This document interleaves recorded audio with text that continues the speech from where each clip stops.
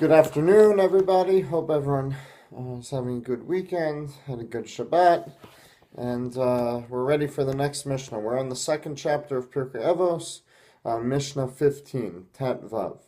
Him amru shlosha dvarim. So now we're going to quote all those students of Rabbi Yochanan and Zakkai who we talked about last time, and their different traits and the different opinions they had about what characteristics a person should pursue. And now we're going to quote specific items that each one of them said. So now we're going to start with Rabbi Eliezer. Rabbi Eliezer, Omer. Eliezer says a few things. Let your fellows honor, fellow Jews' honor, should be as dear to you as your own honor. Simply speaking, this means that just like we would want to receive honor and respect for what we do, so too with our friends, our colleagues, our fellow Jews. We should want to show them honor as well, just like we would want honor. I did see, though, a twist, which says as follows: let the honor of your friend be dear to you like yours. That just like when we honor other people, we think that even the tiniest bit of honor we're going way out of our way, and we should be thanked for that profusely. And yet when it comes to our own honor, it's never enough, right? There's always more that the person could have said and done to show us honor. This is an insight from Rabbi Chaim of Volozhin, a famous rabbi. And the lesson is that it's not just honor, it's the way we honor. Just like we want to be honored, right?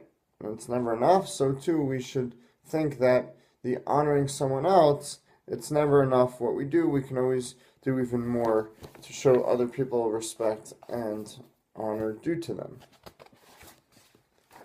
Now, obviously, that doesn't mean that you can never have a disagreement with another person, or you can never point out another person's failings in a constructive manner, in a constructive critique manner, and that itself is a skill.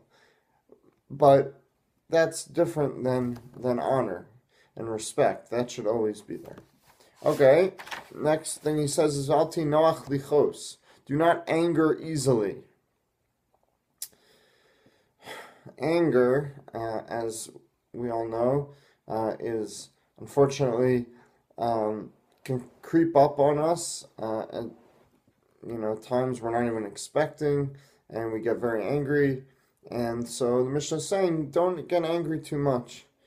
Then anger is like irrationality, and when you're irrational, you say things you really don't mean. So too with anger, and it's very difficult, it's very challenging, but we need to try a little bit to anger less quickly. The last thing he says is sort of a run-on paragraph with one long message. V'shuv yom echad lifnei misascha. So before we get that, one more thing. He says you should repent one day before your death. The question is, okay, which day is that? And the answer is, of course, we don't know. And so the Mishnah really means that we should repent every single day because we never know that end date. The last thing he says, "V'hevi mitzchamim k'neged oren shel chachamim, v'hevi zahir b'gachaltan shelo tichaveh."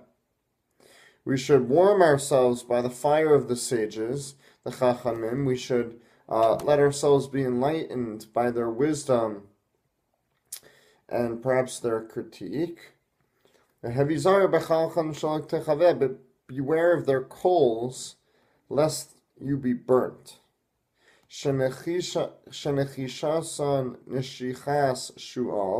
Because their bite is like the bite of a fox, and their hiss is like the hiss of a snake.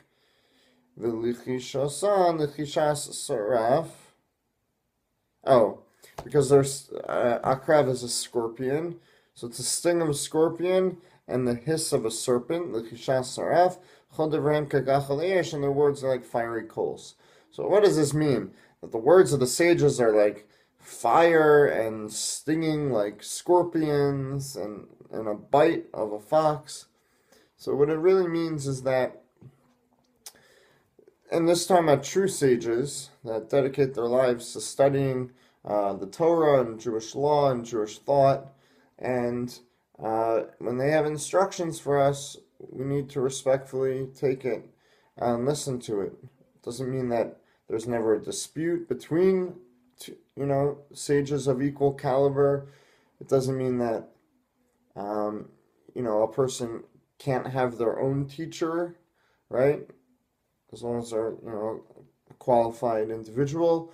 But what it means is that in general, great scholars, if we don't treat them with proper honor and respect, like we said in the beginning of the Mishnah, so it can sometimes come back to bite us. And that's literally what the Mishnah says. So we have to be very careful with how we refer and treat Torah sages, because their words, having studied the Torah for years and years on end, carry some weight, especially when it comes to Jewish law and Jewish thought, and we should not easily dismiss them.